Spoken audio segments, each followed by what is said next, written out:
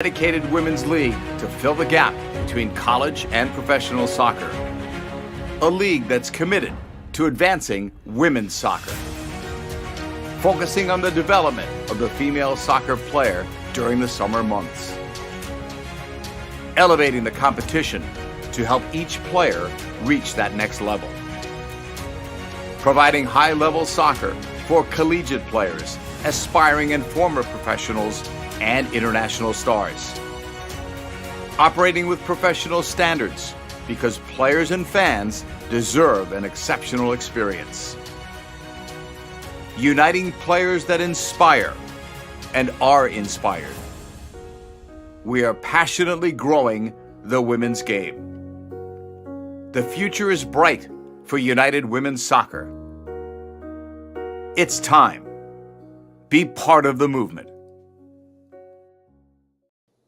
What is going on, soccer fans? It is here. The National Championship week for the UWS's 2023 Summer of Soccer is upon us. And yesterday we couldn't have asked for a few matches that just brought out the best of the best as we prepare for next weekend in Santa Clarita, California.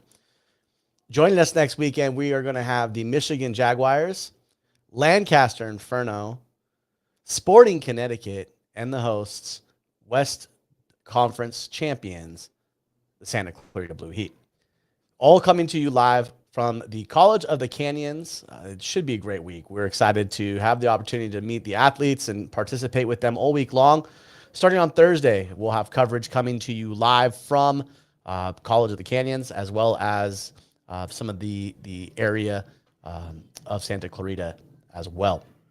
But it was not easy to get there. We had to go through a weekend of Wednesday with the semifinals in the East, and Thursday the winning or the Great Lakes Championship to find out who was going to play the Cincinnati Sirens in the Central Conference Championship match that was taking place early on Sunday, first match out of the gate. So other than Blue Heat, we were able to kind of understand who we were going to see as the Central Conference champion, and that was the Michigan Jaguars. In a matchup of the Patriot bracket is what it was called, we saw FC Buffalo and Lancaster Inferno battle. Lancaster Inferno coming back from a 3-0 deficit against New England Mutiny on Wednesday to earn the right to play FC Buffalo. FC Buffalo had a nail-biter against the Albany Rush to get to that opportunity as it related to the championship bout and the opportunity to be the representative for that bracket. Came down to a 4-2 win at the end for Lancaster Inferno. We'll get more into those highlights here in a second. In the Union bracket was the first matchup, Sporting Connecticut versus Maine Footy. That was a very good matchup with Sporting Connecticut being able to advance. And then Copper Mine taking on Steel City. Steel City obviously not being able to advance. Copper Mine getting the win in that one to get to the national or to get to the Union Championship, which is extremely huge for them.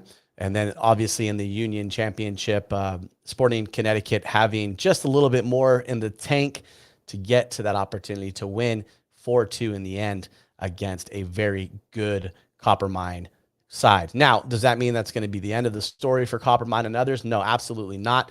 I'm sure with Copper Mine and FC Buffalo, Steel City, New England Mutiny, all the clubs that we saw this past week participate in the playoffs, they're going to be back next year, loaded and ready to go at it again for the Summer of Soccer 2024, which is only it's just around the corner. If you think about it, in May 2024, we'll see the league again as it comes back to 11 and others around the country. But with that being said, we did have matchups, and this weekend we would like the opportunity to go through and talk about some of this matchups that we saw yesterday in the finale of the playoffs as we head closer to National Championship weekend, and it was a good one. If you were able to tune in, I had my TV going with one match, I had my computer with another, and at one point I actually had it on my phone to see more of the matchups. It was a great time, and we are really excited about being in Santa Clarita. If you're able to make it, it'll be awesome. Love to see everybody join us. It's going to be a fun week in Southern California. Let me pull up the screen here for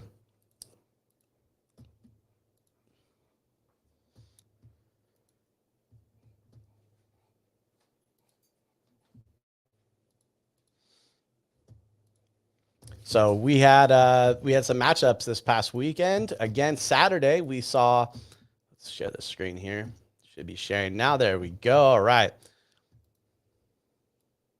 Oh.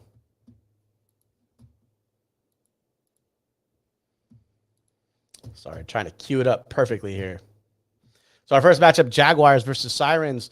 The idea of this matchup was essentially who blinked first. Neither team wanted to give up any room or potential points with the championship on the line. And what we saw in the end was a goal from not Sydney Chara. Sydney Chara was the one who made the assist. The goal scored by Noel Blaine here, far post, the only goal of the matchup. Sirens are really trying to hold on, playing good defense, something that they've not had to do all year. They've been able to get out front on every match. But again, this is Sydney Chura playing the ball across the box, right around the 6, and Noel Blaine directing it in. The only goal of the match. Therefore, we know how that ends. 1-0 your score. Everybody's favorite soccer line as the Jaguars defeated the Sirens for the Central Conference Championship. They will be what could be seen as the 2 seed. We're not sure how seedings would be, but if you look at the matchups, the Sporting Connecticut side would be the 1st seed, Jaguars 2nd, Lancaster Inferno the 3rd seed, with Santa Clarita Blue Heat being the 4th. We'll see how it plays out. Still, league officials will make that call, hopefully either tonight or tomorrow. But if you were to look at overall records, that would be the way to break down the seeding for this matchup. In our second matchup of the day yesterday, FC Buffalo, Lancaster Inferno. Look, if anything, Lancaster Inferno, since Wednesday, probably felt as though being behind was not a bad thing, and they did it again this time. Same exact scenario, going down 1-0 in the first minute of action. Katrona and Kowaleski teaming up here for an early goal. 1-0 your score. FC Buffalo getting up early. Not too far behind, 5 minutes later, Lancaster Inferno with a high press is able to create some confusion. Here on the ball, we have Rachel Ludwig, who's able to kind of find a mistake by Mulholland and put it in the back of the net. 1-1 your score at this point, Lancaster Inferno. Second half action, Katrona doing what Katrona does best. Find a way into the 18 and have a go. Great finish here. Left foot, chips breach. 2-1 your score now. At this point, you would think that FC Buffalo, from what we've seen in the past, FC Buffalo was going to find a way to just continue to score or find opportunities. Well, not to be the case. Down but not out is the Lancaster Inferno side. Marios pulling the strings. Richards all the way through to Kiefer. Kiefer getting a goal. She would have 2. This coming right now. This is in the 61st minute. Kiefer again from Masaros with the goal to put Lancaster Inferno up 3-2. Lancaster Inferno wasn't done, as Richards had been playing a hard all matchup, causing problems in the midfield and out wide. Sticks with the ball, able to just rocket it near post here for the finish. And the last goal of the game coming in the 77th minute, as Richards and the Lancaster Inferno side earn the Patriot Bracket Championship, and they'll be representing the other part of the Eastern Conference in California here this coming week. The second matchup, Sporting Connecticut and Copper Mine. This one was actually a really good matchup. In the eyes of the Kickoff Show group, everybody kind of thought this was going to be one of those ones that it's just going to be a nail biter, and they're gonna fight through to the end. Sporting, however, took a shot 10 seconds in. Tiffany Weimer decided, hey, I'm gonna have a go. Must have seen something in film that allowed her to take an opportunity. Perry for Copper Mine would try to answer as well in the first few minutes, but it wasn't that. 30th minute, we go to kind of a play here where Perry gets a ball played to her. Keeper comes out and is thrown off. Perry plays it in. and is cleared off the line. This clearance, Chloe Landers coming to the rescue there. 0-0 still your score. 37th minute, Savannah, Violet, and Jenkins. The combo here, what you're going to see, Jenkins is going to have the finish.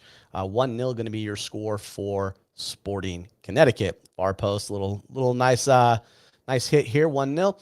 Just a minute later, this is Violet. She's not going to let this be nice. She's going to do the work on the right-hand side, come back in, and it's going to be 2-0 within a minute apart on the goals. See, nice finish there. She continues her run. So it's 2-0 your score. Next, 42nd minute, Coppermine on a outside play, a cross here. Perry plays it in. It's tapped home by Robinson, who's on the post here. Next, we have the 55th minute. Some combo build-up here. Great play through the center of the park. Outside in, back across. Push, peek, and place. Great finish here, 3-1 your score. Towards the end here, this is going to be Weimer in the 71st, or not, sorry. Weimer in the 63rd minute, able to get the penalty drawn. Referee's going to call for it, and she's just going to calmly walk up and have a finish here. Where referee blows his whistle, and Weimer doesn't take any chances, just goes right at it to the right side. At the end, chaos in the box for Coppermine. They're able to find an opportunity. Colson stays with the ball, stays with it, and gets the finish. 4-2 your score at the end.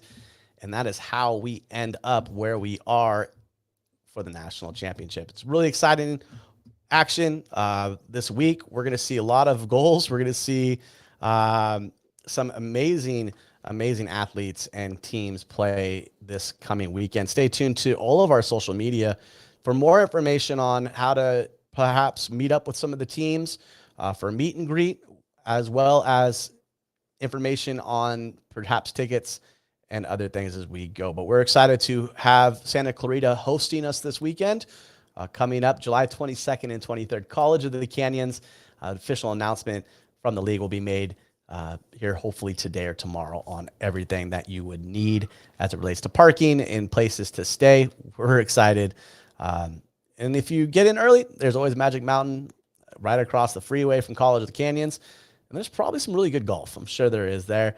I'm excited. I know I'll be down Thursday. So if you're in Santa Clarita, if you're in Valencia, or you're making the trek north or south, go ahead and let us know here at UWS Weekly. Be more than happy to join up and meet up with some people to have a conversation about what to expect this coming weekend.